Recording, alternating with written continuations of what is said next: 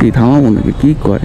বর্তমানে রাস্তাঘাটে যে পরিমাণ যানবাহন চলে সেটার যদি একটা রেশিও করি, তার মধ্যে আপনি দেখবেন 70% মনে হয় অটো, আর বাকি 30%-এর মধ্যে বাইক আছে, বাইক বেশি, বাস আছে, প্রাইভেট কার আছে। অটোর সংখ্যা এত বেশি বাড়ছে যে রাস্তাঘাটে বর্তমানে চলা খুবই টাফ হয়ে গেছে। বাইকের সংখ্যাও দিন দিন বাড়ছে। বাইকের একটা সুবিধা হচ্ছে মানুষ দেখা গেছে যে খরচ কম এবং যাতায়াতে একটু সুবিধা, যে কোনো চিপা চাপার মধ্যে থেকে বের হয়ে যাওয়া যায়, তারপর যে কোনো দিকে মুভ করা যায়। দেখা গেছে বের হইলে বাসে কোন দিকে যাবে, কোন জায়গায় নেমে আবার কিছু দূর পর থাকতে হবে, এই ধরনের কিছু প্যারা আছে।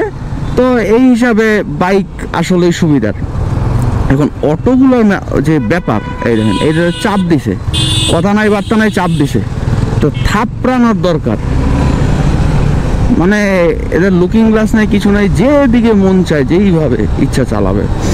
আর অটোগুলোর তো দেখা গেছে যে ট্যাক্সও দিতে হয় না বা কোনো কিছুই দিতে হয় না, চার্জও দিতে হয় খুবই ইসে। কি থামাবো নাকি কি কয়? থামাইতে করলো না কি করলো আল্লাহ জানে।